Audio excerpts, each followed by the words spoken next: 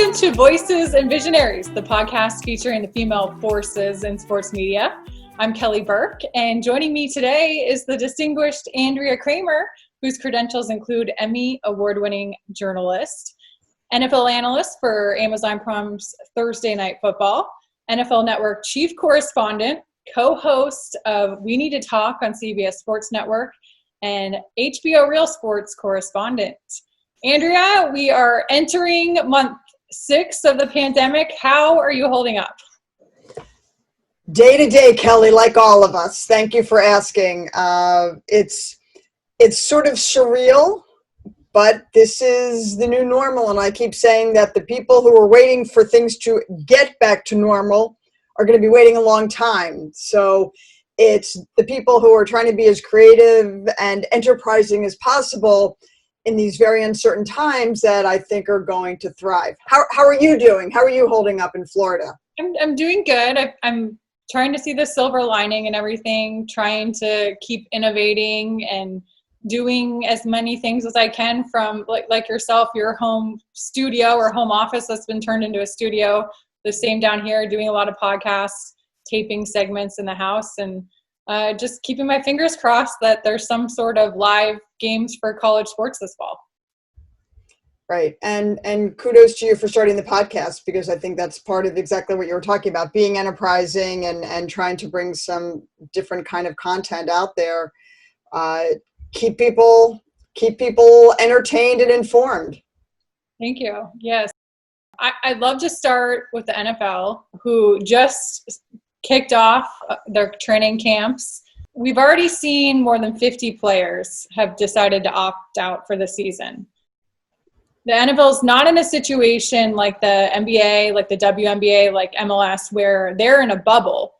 The NFL is not in a bubble. So the players that have decided they are going to play, what do you think it's going to take to actually be able to play games this season? A whole lot of discipline. I never really thought that the NFL regular season in a bubble was viable. You're talking about the tail end of an NBA or an NHL season that had already started.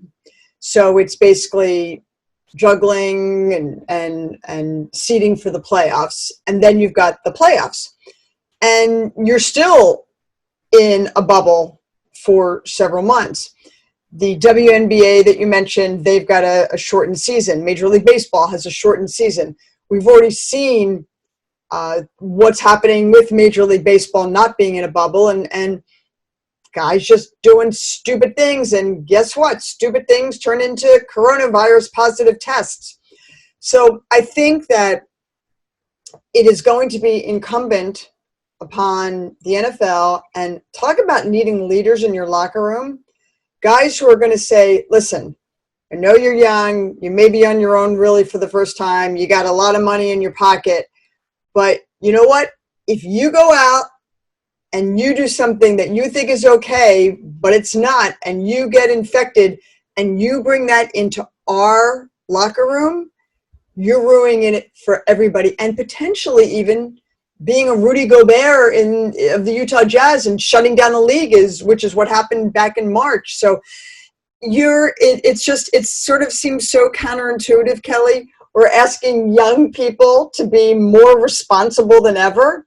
And it's not just in the NFL, it's in college, it's in a number of different milieu, but really for the NFL, that's what I think it comes down to, being really, really disciplined and understanding that a lot of people are trusting you and a lot of people are counting on you. Andrea, you've done multiple stories for HBO Real Sports on Chiefs right guard Laurent Duvernay-Tardif. He was the first. And thank you for saying the name right. I'm very proud of you. I studied it. I'm not going to lie. I wanted to make sure. I'm a big stickler on names. As you know, I call games, and that is my pet peeve when people pronounce names wrong. So Good for you. I went back. I rewatched your segment that you did that I watched a couple years ago. So yes, needed to get the name right. But I digress. He was the first NFL player to opt out of the season. What struck you most about his decision to remain on the front lines of COVID as someone that is a medical professional? Completely not surprised. So we profiled Laurent, as you mentioned, 2 years ago, and then we just updated it in May because he had won a Super Bowl championship. The irony is we had planned to update it all along, and we had a date on the books in March to shoot the interview, and then obviously things got shut down. And then Laurent, who has a medical degree but has not started his residency yet, he started to work as basically an orderly in a long-term care facility right outside of Montreal, where he's from and where he lives in the off season. And even when we visited back in May, there was a hesitation and a healthy skepticism that existed for him. And it wasn't so much about getting it. It was all the risks involved, but are we taking testing away from the general population? And people really want sports. They really want football, but it's not essential. It's not necessary. And he was working really almost as a nurse because that's what they needed him to do. And if he was able to do these things, again, he has his medical degree, but he hadn't started his residency yet. Whatever he did freed up other people. And as he said, he had a guy who he knew who was a top radiologist in Montreal, and he wasn't able to do his job because elective surgeries and such were shut down. And this highly esteemed doctor was working in the same capacity as Laurent because everybody's got to pitch in. And just listening to the way he talked when he became the first player to opt out, I was not surprised at all. He has other things that are really important to him. And for him, as much as he loves football, and it's obviously very lucrative for him, the idea of stepping away from being able to help people in the midst of this pandemic was one factor that contributed to him just not being able to play this season. Yeah. And the other thing, look, for me, he was a long shot to begin with. He's coming out of McGill, not exactly a football powerhouse, with all due respect to the Français, but he gets drafted, makes the team, becomes a starter at guard, goes to the Super Bowl, wins a title, has the second contract. What else do you really kind of need or want to accomplish? So I think that having a full career ahead of him as a doctor is something that I think it just was perfect for him to step away to really take up again. The Washington football team sounds strange to say it like that now. I think I kind of like, somebody recommended they should be called the Washington Blanks. I kind of like that, the Blanks. I do like that. I like it. It rolls off your tongue easily as opposed to Blanks. And then, of course, it could be fill in the blank, but we don't want to go there because this could be a family podcast. So exactly. They've been in the news a lot lately. One of the reasons is for a number of sexual harassment allegations made against former team employees by a group of 15 women who worked for the team and then 2 reporters who covered the team. You covered the NFL a lot. You have for a long time. I think you and I would both probably say that it's fairly accurate to say that every woman in our profession has experienced some degree of harassment at some point of their careers. How prevalent do you think something like this is in the NFL, or is this just an isolated and extreme incident? Yeah, I don't believe that it's isolated and extreme at all. And when the Me Too movement really started to pick up steam a few years ago, talking to a friend of mine in the business, another longstanding female reporter, and we're reading about these various things. Yep, that happened to us. Yep, check that box off. Yep, I remember having to go through that. So I think that I hate to say that we as women, we kind of become inured to it.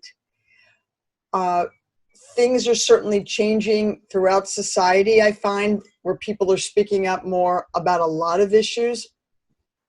I think what's difficult is, and this word gets overused quite a bit in my opinion, the culture that exists. But it really does exist. And typically, Kelly, I think it trickles down. It emanates from the top, which isn't accusing the high-ranking executives of committing the harassment, but it is wondering if those high-ranking executives in ownership turn a blind eye to it. You have to know what's going on in your organization. It's just that simple. Even if you are an absentee owner, you have to know. You have to have people in place that are going to be able to tell you, whether you're Dan Snyder in Washington or what happened with the Dallas Mavericks and Mark Cuban and how they came out after the first Sports Illustrated report was so dire, and now there's been another follow-up report in the past few weeks. But no, I don't think that this is an isolated incident. Do I think it's a pattern across 32 teams? I don't know that I would go that far, but I would imagine that when the Washington Post story broke, you had a lot of people around the NFL perking up and maybe reaching out to some people in their organization and saying, where are we with this? Are we vulnerable? Are we guilty? Are we going to be suspect of doing the same thing? I certainly think that there's always a sense of guilt by association. When Ray Rice happened, which I've always said, and I remember where I was when I found out about it. I remember exactly where I was. And I remembered thinking, I've never been more embarrassed. This is when the video came out, but oh, by the way, why did it take video to come out for us to believe that this had happened? But the video came out, and I remember thinking to myself, this is the most embarrassed I've ever felt covering the National Football League. It just seared me. It was really, really hard. But it wasn't fair to paint every NFL player with that same brush. They're all wife beaters. They're all grabbing her and kicking her, and that. No, you can't do that. But as always, we live in a world where the few bad apples taint the whole bushel, if you will. And I certainly think that has happened to various players, and I think it's happened in the NFL. But no, there's no way you're going to convince me this is an isolated incident, what happened in Washington. It's not an isolated incident in the NFL. For me, Kelly, it's a respect issue. We should be able to do our jobs, and we should know, we should feel safe doing so, and we should feel that we don't have to apologize for certain things. And I've maintained all along very consistently, the double standard exists for men and women that cover sports in general. And I remember years ago, there was a male writer, terrific writer, and he was profiling a player, and he would always write about when they'd go out to dinner or whatever it is. So he writes about they went out, they were drinking, they got drunk. The writer actually passed out on the floor of a player's apartment and wrote about it. Are you kidding me? This could never in any universe happen for a female writer, female journalist. And if it did, can you possibly imagine the fallout? I laugh at just the idea. A woman falling asleep in the apartment of a player. It's your career would be over. Your career at 100%. Absolutely. So the double standard exists. And What I hope is that it doesn't, and now I'm talking about journalists in particular, I hope it doesn't affect their career and their career trajectory. And that's what you also have to be concerned about for those 15 members of the Washington organization, some of whom this was their dream job, to work for a football team, and they're no longer there. And what's happening with their careers? So we should be able to work whatever job it is and feel safe and respected by men. And as a journalist, if I want to ask a player, hey, do you mind giving me your phone number and I'll be happy to share mine with you, I may need to check back with you on something or whatever it is, I shouldn't feel like that player thinks I'm coming on to him. That I should be, because guess what? A male reporter isn't thinking that. So it's a double standard that exists, and it makes our jobs harder, but we're here, we're not going anywhere, and we're going to continue to thrive.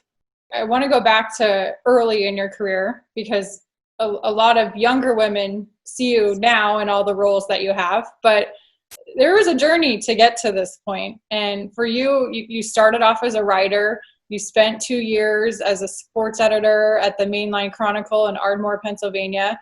Then you joined NFL Films as a producer and director. What did you learn in those early jobs that benefited you when you did eventually make the transition to on air at NFL Films?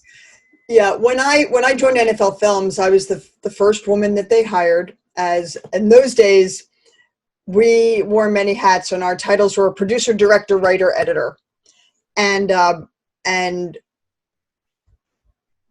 there was a long sort of L-shaped corridor where we all had our own offices.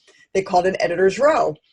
So I go in to meet with my future boss. I'd been hired. I go in to meet with my boss just to talk about, I'm supposed to start in a week or so, and to do human resources things, and I'm all dressed up in a suit, and I walk into his office, and we're sitting there, and he goes, well, first of all, when you come in on Monday, you can dress down.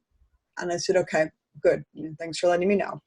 And then he says, I just want you to know that there's some men on editor's row who think it's been way overdue for us to hire a woman. Okay. He goes, but there's also some people in editor's row who don't think that you belong. And I'm thinking to myself, I said, well, thanks for that cheery endorsement. I really appreciate it. But I looked at him and I said, listen, I'm not here to win a popularity contest. I'm here to learn. I had a whole lot to learn. I'm here to become the best producer that I can be. And all I can do is to let my work speak for itself. So I'll tell you a story, which I'm not sure if I've really shared before. I'll try to abridge it as best as possible. I quickly found out who was it that didn't think that I belonged. And that's okay. So my first job there was producing segments for Inside the NFL. And that entailed putting the week's highlights together, literally editing it, and writing the copy. And then you have to go in with the voice of NFL Films, and you score it. You cut the audio tracks, then you cut the music, you put everything together, you produce an entire segment. It was an amazing experience. It's like being your own individual production company. Incredible experience and learning that I got. Then once all the segments are put together, we have a screening of all the producers, because we want to make sure that we see all the video, we see what's in each person's piece. So it's really important. And it's also a troubleshooting mechanism. So we all kind of like hang out, we just sort of relax and sit there, and we're in the theater, and we watch all the video. So I'm sitting there and I'm watching this one segment, and I hear something. I go, oh man, that's wrong. I just know that's wrong. But you know how all of a sudden you start thinking, and then you start overthinking, well, maybe I'm wrong. Maybe da-da-da-da. and the whole thought process, is it like a test where you should go with your first answer? But I'm sitting here going, I just know it's wrong. And the segment was produced by the guy who didn't think I belonged. Oh, wow. So I'm sitting here going, what do I do? And knowing that if I speak up and I'm right, it helps all of us. If I don't speak up and I'm right, it hurts all of NFL Films because it's a fact and it was wrong. However, if I'm wrong and I question this guy, now I'm really not in a good position. What do you think I did? I'm going to guess you brought it up and said it was wrong, that you took the risk and did that. I did. So I went and I just very quietly said, I think we might want to fact check this. I think that this is wrong and the right thing is so-and-so. And I was right. And nobody kind of was making a big deal about it, which they shouldn't, because I knew what was going on in my mind. So later that day, the gentleman comes into my office and he just says, thanks for pointing that out. And I go, yeah, good. Yeah, we're all a team here. Let's just say that he and I never went to lunch together, but his attitude changed towards me. And that was a huge learning experience for me because my work spoke for itself and I covered him. I helped him. And I think I earned his respect in that 1 week. It was very meaningful. That's great. What a story. This is my old boss from NFL Films, Steve Sabol. Okay. This is, I don't know if this was at the Hall of Fame when his father was inducted. Steve was a friend, a mentor, a dear person, being inducted into the Hall of Fame himself this year. And here's what I learned from Steve. I would, as a young producer, I would work 7 days a week, and Saturdays, my exciting life was 10 o'clock at night in the office. I would go into the vault where all the film cans were, and I'd be on a ladder teetering, thinking, oh my God, I just don't want to die, and my body is found 2 days later, Monday mornings. But I was working, and that's it. There was only one other light on in the building, Steve's light. Mm. And that's where I learned, never ask other people to do something you're not willing to do yourself. And that was a very, very big lesson. Again, one that I experienced. Now I'll tell you one, I'm sorry for, I'm getting on these tangents here, but I'll tell you one funny last little Steve Sabol story. So as I mentioned, I'm the first female producer hired at NFL Films. So we used to joke that the majority of the guys were named either Dave or Bob. So Steve, who was brilliant, but wasn't always great with names, he would usually, hit Dave or Bob, and it was a good chance he would get somebody right. So one day, I'm newly hired, and I'm walking down the hall, and Steve's walking the other way. And he says to me, hello, Andy. Now, when I was growing up, all my friends called me Andy. That was my name. I don't even hear it when my old friends talk. But that's not what people call me, certainly as a professional. And I stop into the hall and I go, Stephen, I understand that it may be difficult for you to realize that you've hired a woman, but my name is Andrea. And he looked at me and said, okay.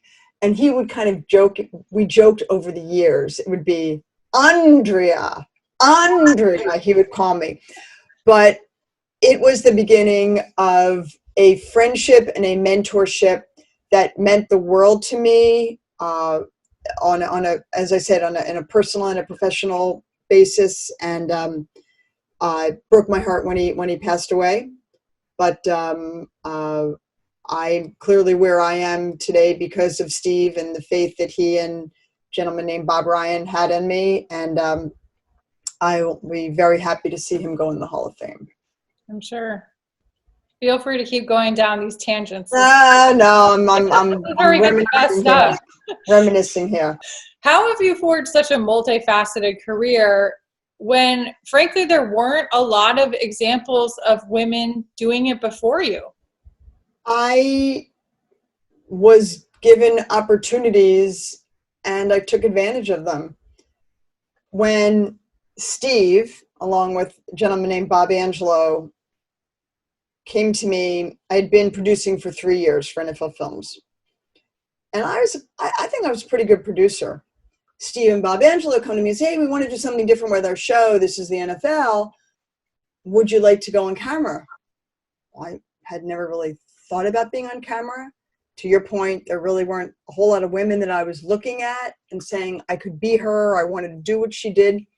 So ignorance is bliss. Yeah, sure, I'll try it. But I made him a deal.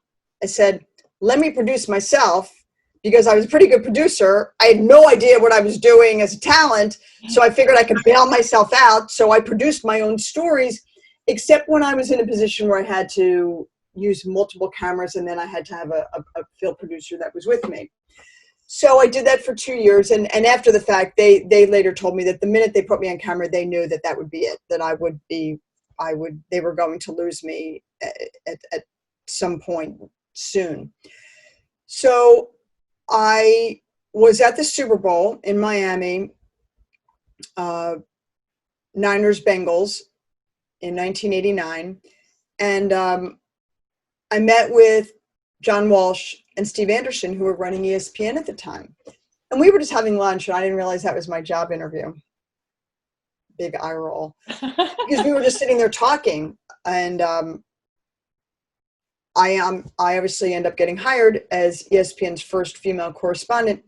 And I've always told John Walsh, the brilliant, brilliant John Walsh, one of the great journalists really of our generation, I said, I was your greatest draft pick, because he projected me. Here I am working for NFL Films, which for all intents and purposes is a propaganda arm of a league. And John saw something in me. He saw something in me that I had no idea even existed in myself, which was to be a really good, diligent, hardworking journalist. And so I joke with him about projecting me, because that's what you do with your draft picks, right? You never know how good they're going to be. So he projected me, and then I turned out to be a first-round pick, I think, for ESPN. You sure did. Did you feel added pressure and responsibility being the first female correspondent at ESPN? Look, maybe we all sanitize our feelings of 20, 30 years ago, whatever, because we want to look back only with happy memories. I don't remember feeling pressure like that. I felt pressure because, as you know, most people will go from market 100 to 74 to 23 to the network.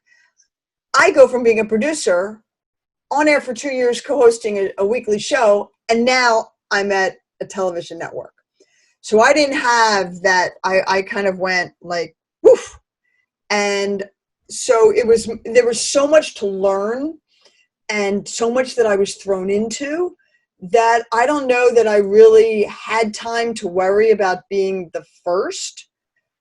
But as I progressed and I realized, and I looked around, and there just weren't a whole lot of women that I saw in the locker rooms or in the press boxes where I was, then you sort of feel that I don't want to call it a burden, because that makes it feel like it's something negative, but you certainly knew that you were not the norm. And I quickly realized that I was going to have to work harder. I was going to have to work more diligently. That double standard was going to raise its ugly head. I've always semi-joked that if Chris Berman makes a mistake, it's Boomer. But if Linda Cohn makes a mistake, see, she's a woman, she doesn't know what she's talking about. And this is just something that we have to deal with as women. again, don't complain about it. Don't bitch about it. Know it exists, and just understand that you do have to work harder, and everybody's going to make mistakes.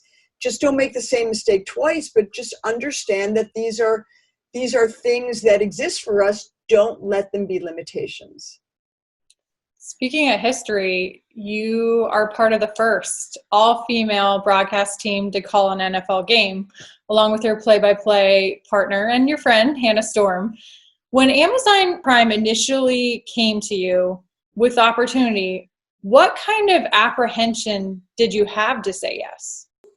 Literally, I picked up the phone and my agent says, would you be interested in calling games? And my response was, no, fill in the blank. And I said, are you blanking me? Kidding me? And he says, no. And I start on this whole litany of why I can't do it. And he says, whoa, wait a minute. He goes, listen.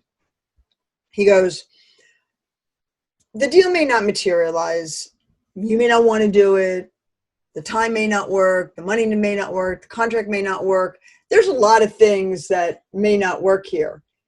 And that's okay. He goes, but I will not accept hearing from you that you can't do it. And that was pretty powerful. But until you do something, you really don't know that you can. And as experienced as Hannah and I both are and were, 30 plus years in the business, she'd never done play-by-play like this. I'd never been an analyst. So until you do it, you really don't know.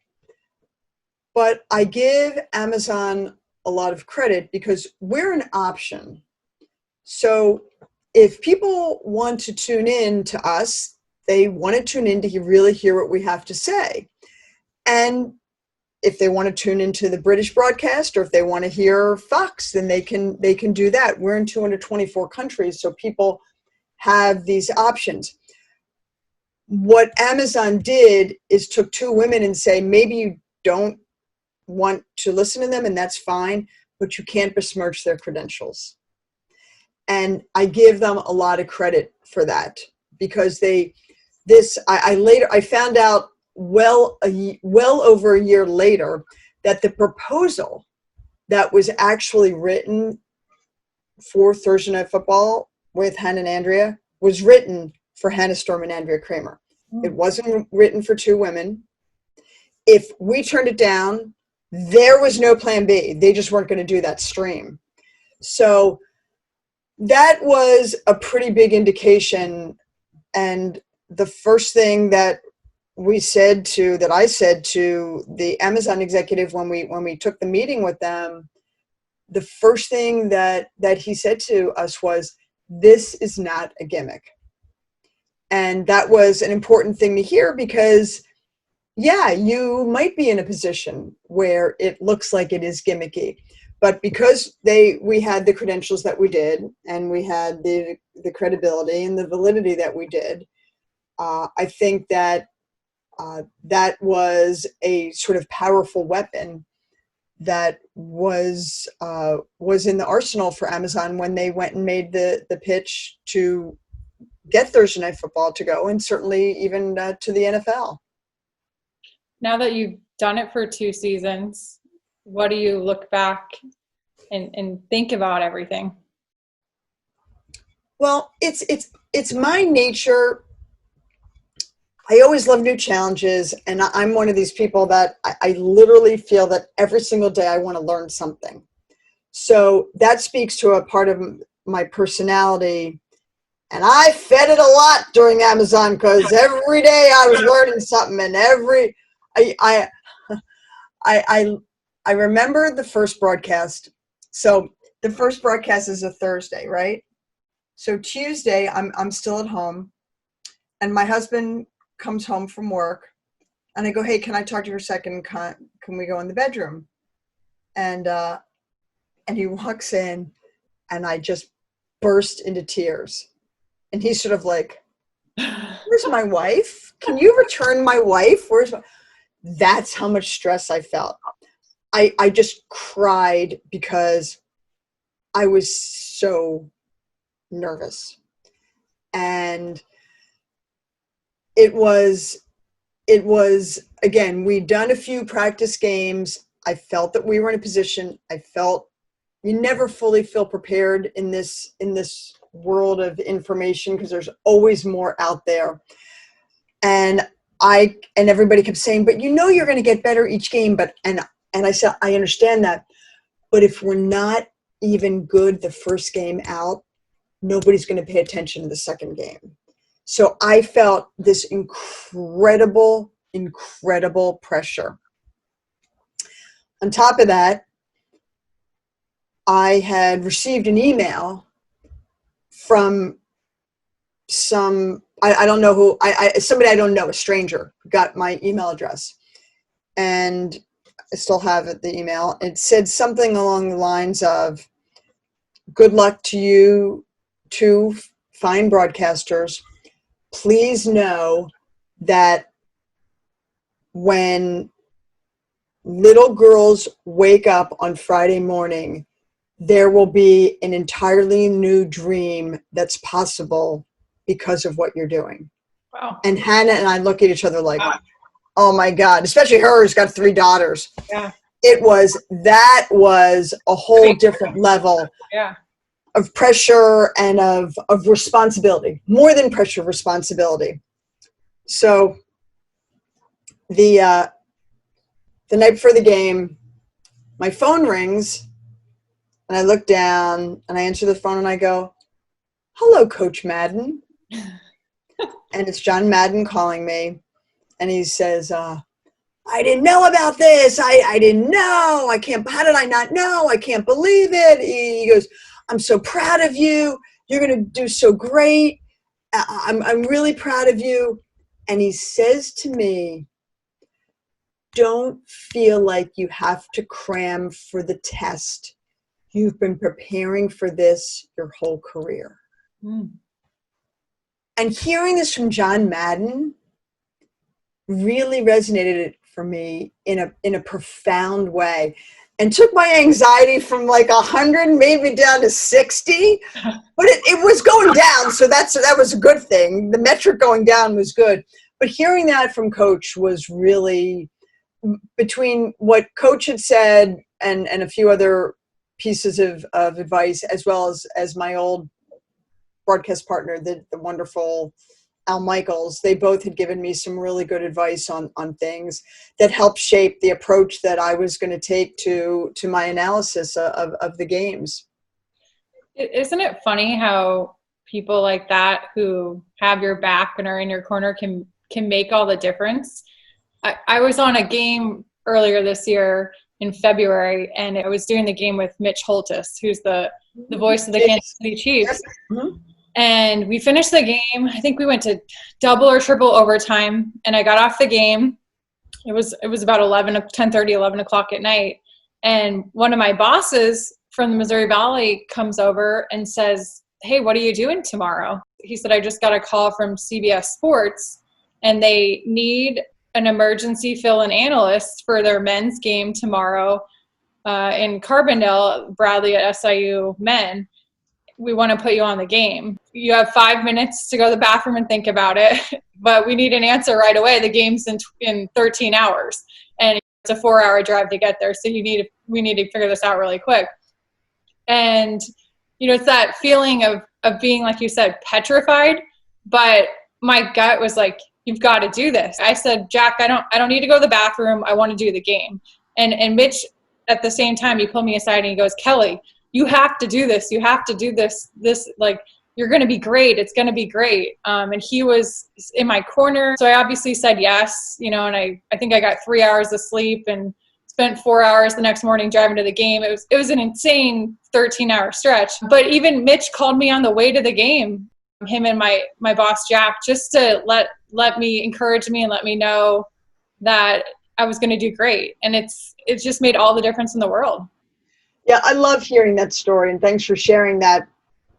because it is vitally important that, especially as women, and especially if we're thrust into positions where we have never done certain things before and we really want to succeed, the support and the advice that we get from our peers, from male, especially male peers, is hugely important.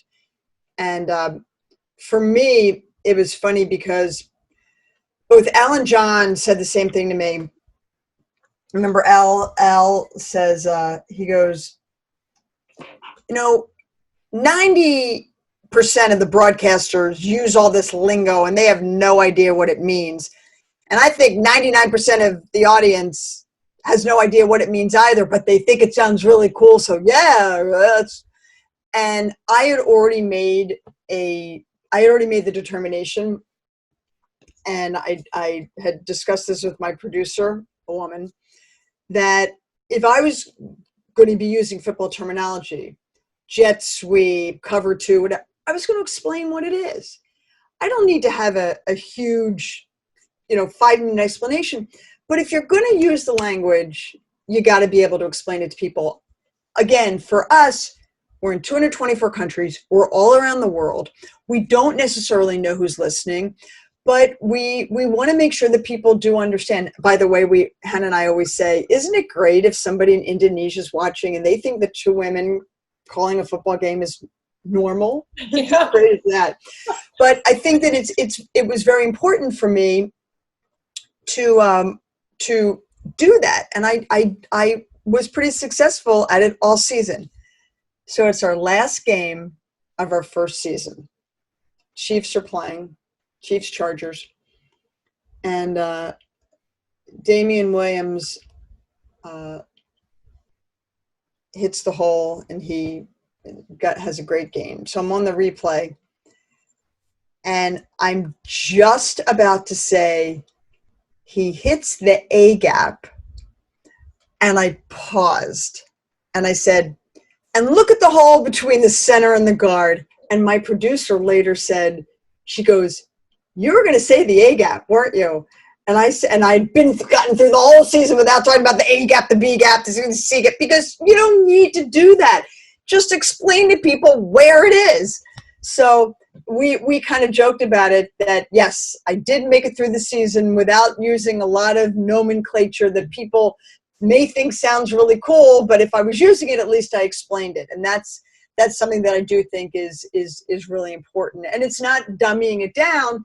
It's just making sure that people do understand exactly what we're talking about. Yeah. And it's knowing your audience too, which is important.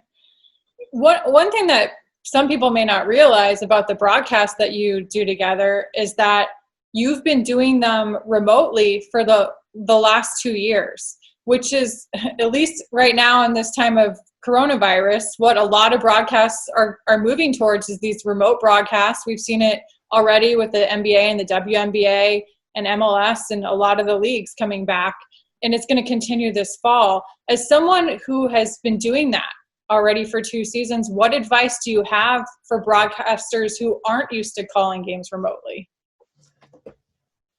One thing is, the audience doesn't want any excuses. So if you're calling game play-by-play or analysis, there's no font or chyron that says, they're not at the stadium, so cut them a break. No, that's not the way it is. People want their analysis. They want their excitement. They want their reaction. They want things. They want to be informed. They want to be entertained. And there's no excuses if you're not there. So 100% is calling a game with one hand behind your back. You're not at the stadium. You're not able to look out.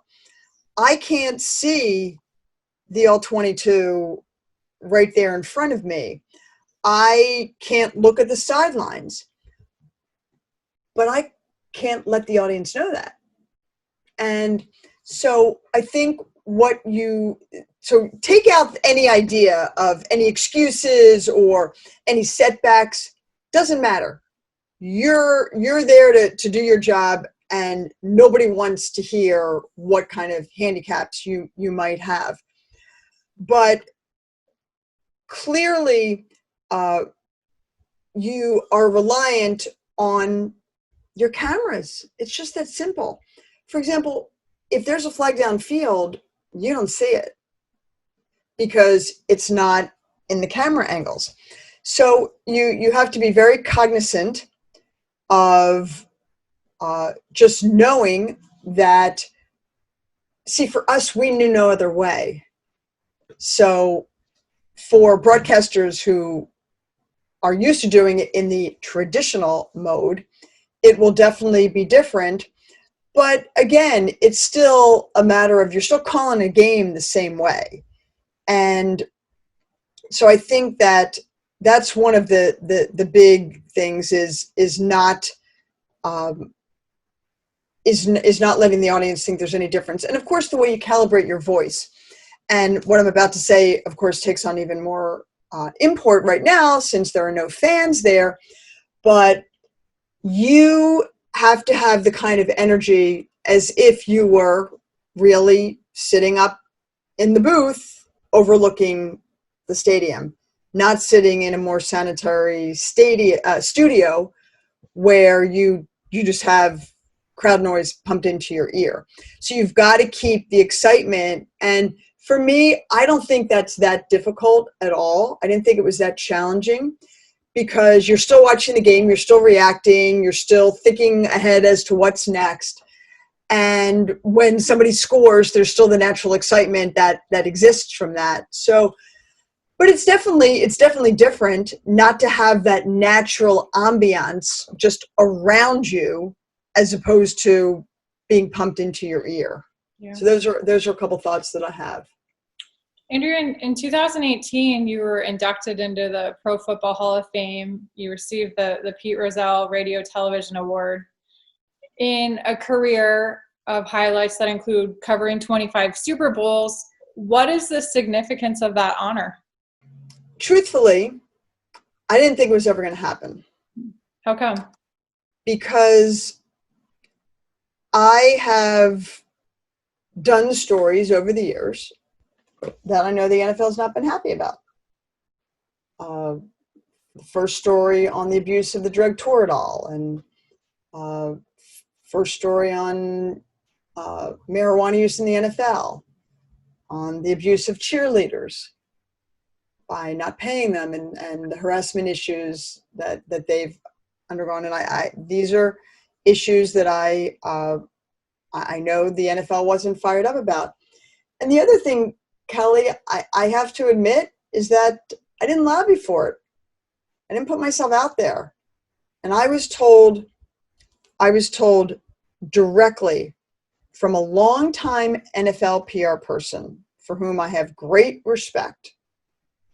He said, you have to get out, you have to pick up the phone, you got to call some people, you got to do a little bit of that. And I said, you can call me stubborn or naive, guilty as charged. Either my work is going to speak for itself or it isn't. And he said, you're stubborn and you're naive and you're going to be waiting a long time. And I go, well, then that's just the way it's going to be, because I have to live with myself and know how I feel about doing those things much more than I have to deal with having an award like that. And sure, I would be disappointed, but I have to live with myself, and I didn't do it. I didn't pick up the phone. Because the other thing, Kelly, is as a journalist, once you start soliciting people, then they feel like you owe them. And I will never put myself in that position. Yeah. Never want to feel that way. I wouldn't do it. So I was actually on a shoot for Real Sports, and I got a call from the Hall of Fame, and it was the day that Terrell Owens had announced he wasn't going to be participating. So I figured, I've hosted some roundtables for the Hall of Fame in the past, And I figured, oh, they're probably calling me because they're going to need to fill some time, and maybe they want me to do a roundtable. So when I got a break in my day, I returned their call, and David Baker, the head of the Hall of Fame, tells me that I the recipient of this award, and I was sort of like, just even now, I was kind of speechless.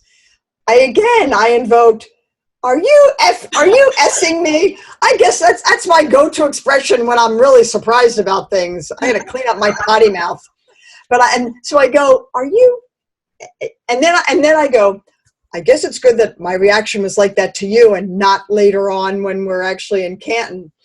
And he said that I was the recipient of the award, and I was shocked.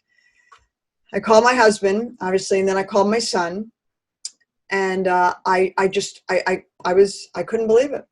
I really couldn't believe it. And what made the weekend by far one of the most memorable and meaningful of my entire life, not just career, was my family and friends that were there with me. Obviously, my husband was there, my son. My parents are both passed away, so my father-in-law, who's like a father to me, was there. My two oldest friends in the world. My oldest friend since I was 2 years old, he flew up from Florida. Oh. My oldest girlfriend in the world since we were 4, she flew in from Montana with some of her family. And there were, I think, 11 or 12 of us. And we had the time of our lives. The Hall of Fame, they treat you like all the Hall of Famers. You do all the activities. They have people that help you and take you places, and we toured the hall, and it was, you ride in the parade. I didn't want to ride in the parade because to me, I felt like that's for the Hall of Famers. And my husband looks at me and he says, what about all the little girls that might be lining that parade route? Don't you think they need to see you? All right, you win. I give up, you win. So I rode in the parade for that exact reason. Because, first of all, there's 200,000 people that come to this parade. They start lining up the night before. It's crazy. Insane. It's crazy. And there's a lot of little girls. A lot of little girls. And it was really important for me to be there to see, yeah, a woman can be in the Hall of Fame too. One more question for you, because I know we gotta get you on to the next thing, and appropriately, it's going to tie in to sort of what you're doing. You teach a class at Boston University, The Art of the Interview. I don't have enough jobs. Exactly. Yeah, exactly. It's like you don't have enough roles and hats to juggle. What are a couple of best interview techniques that you preach and practice to your students?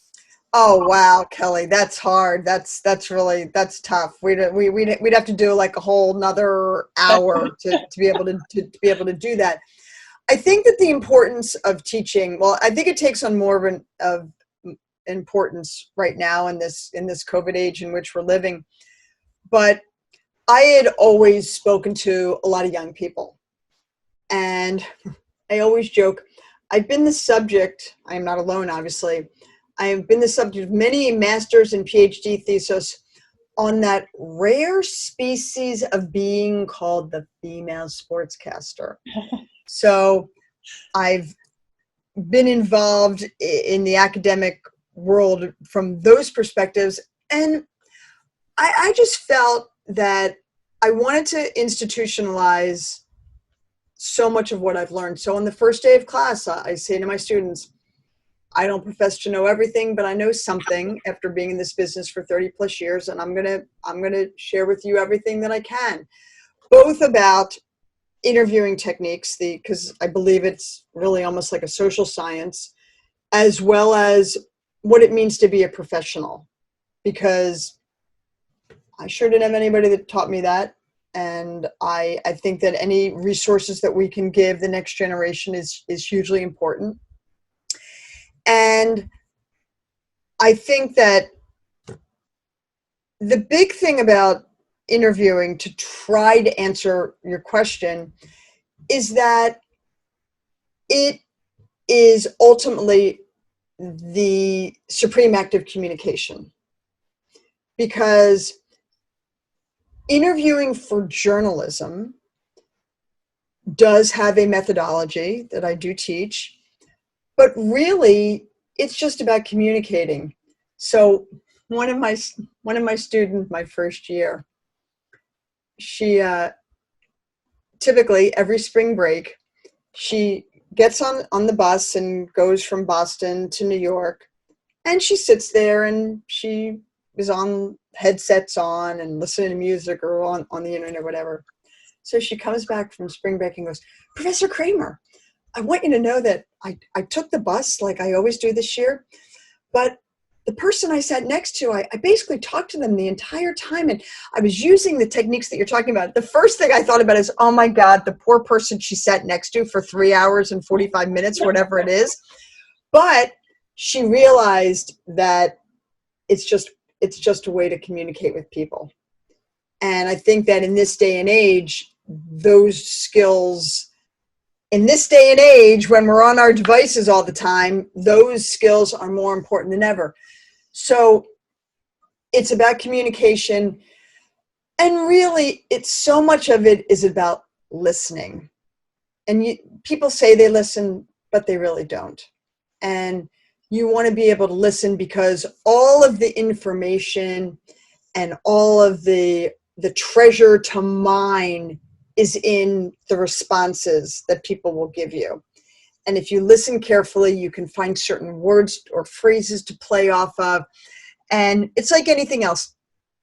You prepare for a game, and then a game breaks out. You prepare for an interview, and then the interview breaks out. And the minute you sit there and you start going through your checklist of questions without listening and paying attention, you always want to stay in control of that interview, but you've got to be able to listen to your subject and follow, because you are constantly reporting. I tell that to my students. You're constantly reporting during the interview. And if you get to a point where you learn something that you didn't know, you have to explore it. And you may go in, you always want to go into an interview with a goal, but when you go in with the goal and you're wedded to that at the expense of all else, it's a recipe for disaster. Because you may go in and you thought you were going to take this angle, but you listened and you realized you learned something else. Now you're taking the story in a different direction because that's what's better for the story, not better for all those questions that you prepared. So there has to be a lot of flexibility. You've got to stay in control. You've got to really, really, really listen hard and intently to what your subject is not just saying, but how they're acting. The minute that somebody starts with this, or the minute my subject starts like looking around, and I'm losing them. I'm losing them. I got to reel them back in or take a break. Let's just take a break for a second. I got to bring them back to me. So it's, I love it. I love interviewing. I love teaching it. It's made me even more neurotic than I am already about it. My husband reminds me of that. But I do think it's made me better at my job, because it's made me really, really analyze it even more deeply than I always have. And I had a great mentor, and he taught me so much. So much of my success is due to him. But yeah, I'm proud of teaching, and I hope that it's going to continue in this strange pandemic world. Yeah, that's great advice. It's funny everything you were talking about, because I literally have pages of questions, and there's probably but then you get somebody like me who's got diarrhea of the mouth. But I probably have 15 or 20 questions I didn't get to, but it's good because we went down explored other things that, like you said, that the interview just naturally sort of tailed down these cool paths. So it's a good excuse to have you back on. I'm happy to join you anytime. I really am. I think it's really important for us to support each other, not just as women, but certainly as journalists in these very, very strange times. And I I want to be able to do that, and I'm really thrilled that you asked me to be on the podcast as you're starting off and you're launching it. And yeah, we need to be able to provide as much content for people as possible, and try staying as relevant as possible. That's the key right now, because it's a tough environment. One of my students, who is fabulous, just got her master's, graduated in the spring, virtually albeit, just applied for her 117th job. The journalists, the young women that I've talked to, I compare it a lot to back 2008, 2009, the situation when the economy dropped out back then. The only thing I would change up for now, though, in the COVID era, is if somebody's out there looking, take whatever you can. If it's news, if it's sports, if it's weather, whatever it is, get your foot in the door. Absolutely. Because as a gentleman a whole lot smarter than me loves to use this expression, the world will find you, but you got to be in a position to be found. So getting your foot in the door, doing anything right now, if you're trying to get into the media business, was, I'll leave you with one quick story that I'm really proud of, because I'm really proud of her. So, as you well know, I'm a member of AWESOME, the Association of Women in Sports Media, and I was part early on in my career, especially, of a mentoring program they had, and they connected me with a young woman named Jen Hildreth. Oh, wow. And she was graduating from Emory, and I was her mentor. And she graduates, she wants to do television, but she gets a job with the Atlanta Journal-Constitution. And she calls me and says, "What should I do?" And I go, "Are you kidding me? You're graduating college, you're getting a job offer." She goes, "But it's print." I go, "Take it, take it, take it. You're going to learn to work on deadline. You're going to meet lots of people. You're going to network, and you're going to be there. You're going to be out there." So she takes the job, and it's covering, high school sports, and because that's where you typically start. Well, that was just about when newspapers were starting to sort of have some video components online. So all of a sudden, they started needing her to do some video. Well, as you well know, today she is a great play-by-play and analyst. And I'm incredibly proud of the woman and the mom that she's become. But she started off in a place that maybe wasn't her ideal job coming out, but it got her foot in the door, and she has soared since then. Yeah, she called a World Cup last summer and just called the NWSL Championship on CBS. Yep. Very proud of Jen. Very proud. As I am of you, Kelly. Very proud of you. Thank you. This has been so fun. It's been my great honor, and I'm just so thankful to have you in my life, and to call you a friend and a colleague, and the role model that you are for all of us women in this industry. Well, thank you. It means a lot to me, and it's something that I do take seriously. And I think that, as I said, the support that we have for each other, and I leave you the support for women, as I say, who do it the right way. You know what that means, and you do it the right way. You're the consummate professional, which means you're representing the next generation of women coming up, because we have to do it. It has to be done the right way. Otherwise, it's going to be short-lived, and we ain't going anywhere, guys. We're here to stay. You're stuck with us. Too bad. We're thriving. It's all good. Love it.